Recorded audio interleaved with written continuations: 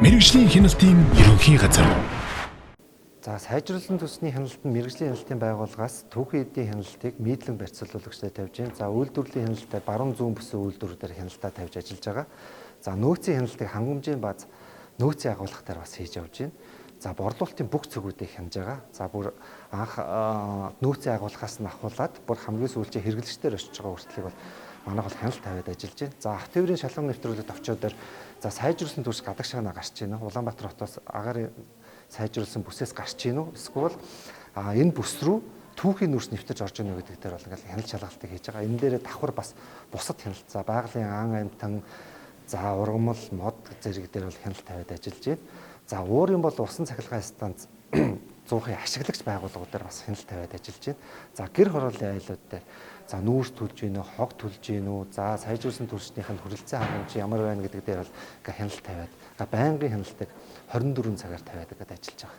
Монгол Улсын шадар сайд 21 оны 12 дугаар сарын 31-ний өдөр 142 тоот тушаалаар баталсан. Энэ дээр нь болохоор агаарын чанарын бүсэд хяналт шалгалт хийх тухай байгаа.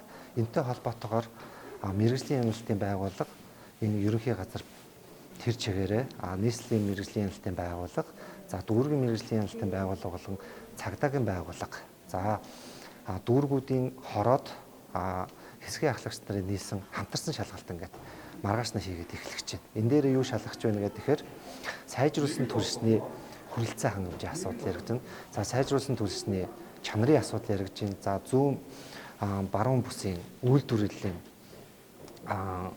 гарч байгаа сайжруулсан төлсний чанар стандарт тэрнээс гарч байгаа бохирдуулагч их усруудыг асуудлыг ингээд судлаад бүх чиглэлээр ингээд ажиллаж байна. Одоо агаарын чанарын бүсийн 6 дүүрэг байгаа. Тэрний 99 хороо байгаа. Энд 99 хороон дээр одоо ойролцоогоор 4000 гаруй ажилтнаж одоо ингээд маргаашнаас эхлээд 3 хоногийн хугацаатай арга хэмжээ зохион байгуулахаар ингээд эхлэх гэж байгаа.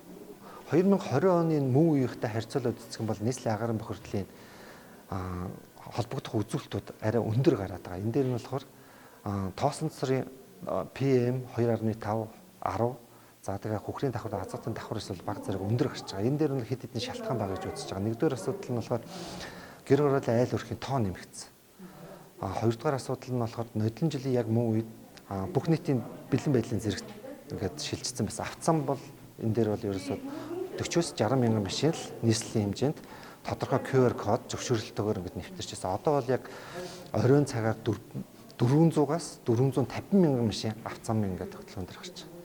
За тэгээд дээрэс нь болохоор иргэдийн дунд нүүрс хог шатааж байгаа гэсэн тийм хардлага байгаад байгаа.